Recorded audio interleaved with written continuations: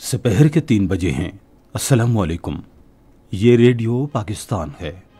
عامر ہاشمی سے خبریں سنیے۔ پہلے اہم خبروں کا خلاصہ۔ نائب وزیر اعظم نے کہا ہے کہ حکومت نے گزشتہ ماہ کی 24 تاریخ کو ایک سیاسی جماعت کے احتجاج سے نمٹنے کے لیے مکمل صبر و تحمل کا مظاہرہ کیا۔ منصوبہ بندی کے وزیر نے معاشرے میں نفرت اور تعصب کے رجحان کی روک تھام کے لیے برداشت اور مفاہمت کے بیانیے کو فروغ دینے پر زور دیا ہے۔ ہاؤسنگ اور تعمیرات کے وزیر نے کہا ہے کہ بڑھتی ہوئی آبادی کے پیش نظر ہاؤسنگ کی ضروریات کو ہنگامی بنیادوں پر پورا کرنا چاہیے۔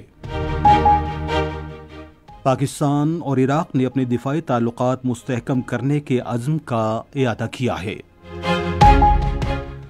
کل جماعتی حریت کانفرنس نے کہا ہے کہ بھارتی فوج نے حق خود ارادیت کی جاری جدوجہد کو دبانے کے لیے حریت رہنماؤں کے خلاف کارروائیوں کا سلسلہ تیز کر دیا ہے۔ اور junior Asia cup hockey tournament کا فائنل آج پاکستان اور بھارت کے درمیان عمان میں کھیلا جائے گا۔ اب خبریں تفصیل کے ساتھ۔ نائب وزیر اعظم و وزیر خارجہ اسحاق ڈار نے کہا ہے کہ حکومت نے 24 نومبر کو ایک سیاسی جماعت کے احتجاج سے نمٹنے کے لیے مکمل صبر و تحمل کا مظاہرہ کیا۔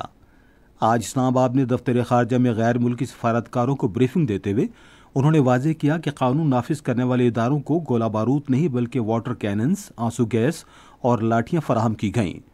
اسحاق ڈار نے اس بات پر بھی زور دیا کہ فوج کو آئین کے تحت طلب کیا گیا اور فوج کو پارلیمنٹ ہاؤس، وزیر اعظم اور ایوان صدر سمیت سفارتی کور اور وفاقی اداروں کی حفاظت کے لیے تیسری دفاعی لائن کے طور پر تعینات کیا گیا۔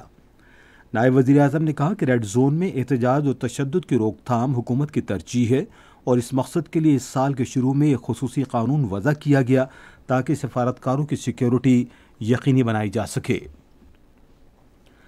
منصوبہ بندی اور ترقی کے وزیر احسن اقبال نے معاشرے سے نفرت اور تعصب کے رجحان کے خاتمے کے لیے برداشت اور مفاہمت کے فروغ اور مختلف طبقات کے درمیان بات چیت کے آغاز کی ضرورت پر زور دیا ہے۔ آج اسلام آباد میں ایک تقریب سے خطاب کرتے ہوئے انہوں نے کہا کہ تقسیم اور شدت پسندی کو ہوا دینے کے لیے بھی مذہب کا غلط استعمال کیا جاتا ہے، تاہم انہوں نے کہا کہ ہمیں اسلام کی حقیقی روح کو فروغ دینا چاہیے جس کا مقصد محبت، برداشت اور بقائے باہمی کا پیغام دینا ہے۔ وزیر منصوبہ بندی نے کہا کہ حکومت نے معاشرے سے تعصب اور نفرت کے خاتمے کے لیے ٹھوس اقدامات کیے ہیں۔ انہوں نے کہا کہ حکومت کا ایک اہم اقدام پیغام پاکستان ہے جو انتہا پسندی اور نفرت کے خلاف قومی بیانیہ ہے۔ وزیر خزانہ محمد اورنگزیب نے کہا ہے کہ گزشتہ ایک برس کے دوران ملک نے اقتصادی شعبے میں خاطر خواہ ترقی کی ہے۔ آج اسلام آباد میں ایک کانفرنس سے خطاب کرتے ہوئے انہوں نے روپے کی قدر میں استحکام اور زر مبادلہ کے ذخائر میں اضافے کو اجاگر کرتے ہوئے کہا کہ زر مبادلہ کے ذخائر اب 2.5 ماہ کی درآمدات کے برابر ہیں اور مہنگائی کی شرح بھی کم ہو کر 4.9% پر آ گئی ہے۔ وزیر خزانہ نے ہاؤسنگ کے شعبے کی ترقی میں نجی شعبے کو مکمل تعاون کا بھی یقین دلایا۔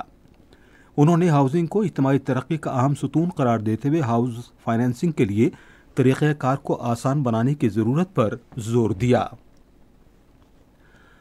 ہاؤسنگ اور تعمیرات کے وفاقی وزیر میاں ریاض حسین پیرزادہ نے بڑھتی ہوئی آبادی کے پیش نظر ہاؤسنگ کی ضروریات کے حوالے سے ہنگامی بنیادوں پر غور کرنے کی ضرورت پر زور دیا ہے۔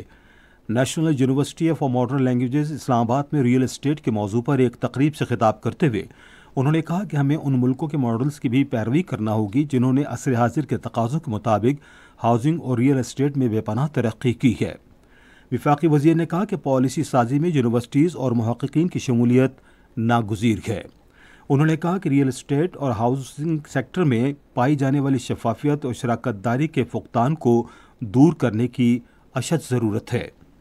ریاض حسین پیرزادہ نے ریئل اسٹیٹ اور ہاؤسنگ جیسے موضوعات پر پہلی مرتبہ کانفرنس کے انعقاد پر نمل یونیورسٹی کی انتظامیہ کو مبارکباد بھی دی۔ انہوں نے کہا کہ طلبہ ہمارا بیش قیمت سرمایہ ہیں اور ریئل اسٹیٹ کے شعبے میں ان کی شمولیت ایک نئی جہت لائق ہے۔ پاکستان اور عراق نے دفاعی تعلقات مستحکم کرنے کے عزم کا اعادہ کیا ہے۔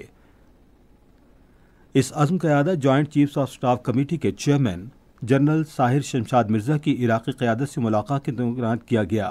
فریقین نے سیکیورٹی، دفاعی تعاون اور موجودہ علاقائی صورتحال سمیت باہمی دلچسپی کے اہم امور پر تبادلہ خیال کیا۔ انہوں نے دونوں ملکوں کی افواج کے درمیان تعلقات کو فروغ دینے پر بھی تبادلہ خیال کیا۔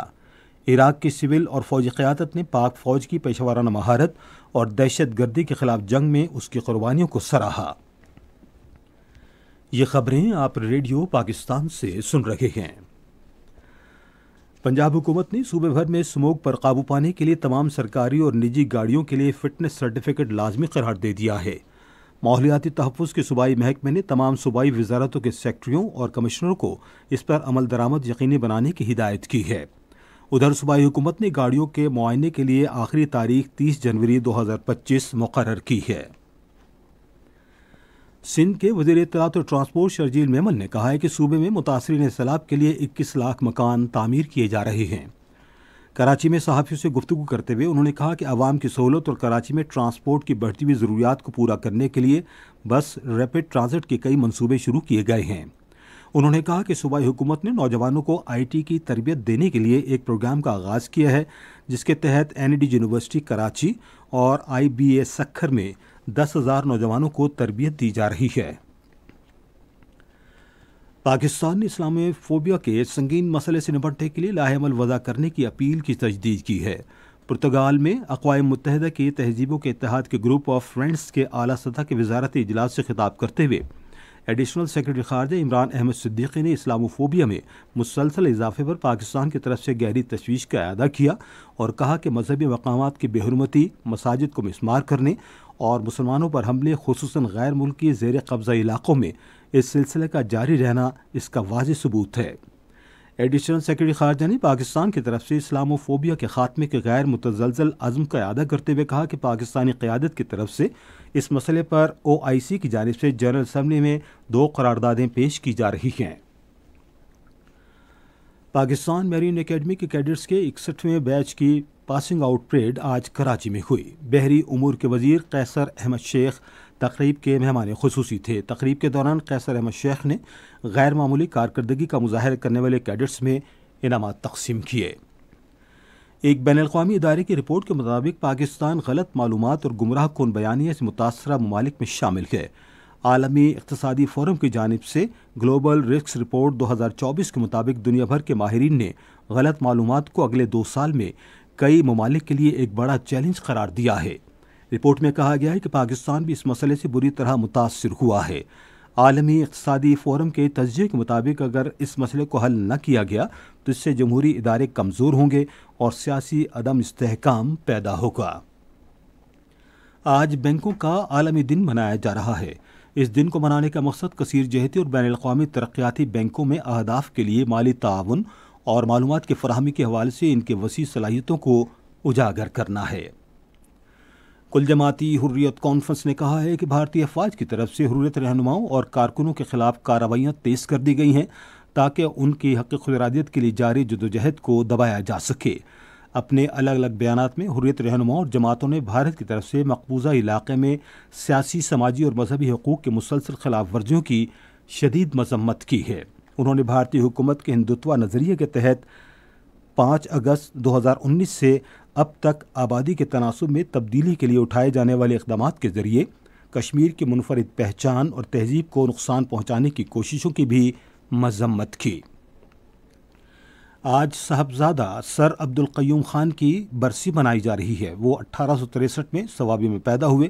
ان کا تعلق ایک نامور خاندان سے تھا اور وہ ایک ممتاز ماہر تعلیم اور سیاستدان تھے۔ صاحبزادہ عبدالقیوم خان سر سید احمد خان کی مسلمانوں کو تعلیم دینے کی پالیسی کے تحت اسلامی کالج پشاور کے قیام کے لیے پیش رہے۔ وہ 1937 میں آج کے روز انتقال کر گئے۔ قومی کرکٹ سلیکشن کمیٹی نے جنوبی افریقہ کے آئندہ دورے کے لیے پاکستان کرکٹ اسکواڈز کا اعلان کیا ہے جو منگل سے شروع ہوگا۔ قومی ٹیم دورے کے دوران میزبان ٹیم کے خلاف 3 T20، 3 ایک روزہ بین الاقوامی میچز اور 2 ٹیسٹ میچ کھیلے گی۔ بابر اعظم کو تینوں اسکواڈز میں شامل کیا گیا ہے۔ T20 اسکواڈ جمعے کو جنوبی افریقہ روانہ ہوگا جبکہ ایک روزہ بین الاقوامی اور ٹیسٹ میچوں کے اسکواڈ رواں ماہ کی 13 تاریخ کو جوہانسبرگ روانہ ہوں گے۔ Junior Asia cup hockey tournament का फाइनल आज पाकिस्तान और भारत के दरमियान ओमान में खेला जाएगा। मैच पाकिस्तान के बिहारी वक्त के मुताबिक रात 8 बजे शुरू होगा। और अब मौसम। महकमा मौसमियात की पेशगोई के मुताबिक आइंदा 12 घंटे के दौरान मुल्क के ज़्यादातर इलाकों में मौसम खुश्क और सर्द, जबकि शिमाली इलाकों में शदीद सर्द रहेगा। आज सुबह रिकॉर्ड किया गया बाज़ बड़े शहरों का दर्जा हरारत। इस्लामाबाद 23 डिग्री सेंटीग्रेड, लाहौर और पेशावर 24, कराची 30, कोयटा 11, गिलगित 16, मरी 15, मुजफ्फराबाद 18, श्रीनगर 9, जम्मू 22 और लेह -3 डिग्री सेंटीग्रेड। इसी के साथ खबरें ख़त्म हुई। मज़ीद खबरों और तज्ज़ियों के लिए हमारी वेबसाइट पर radio.gov.pk और फेसबुक के link radio Pakistan news official पर बराह रास्त वीडियो स्ट्रीमिंग भी मुलाहिजा कीजिए।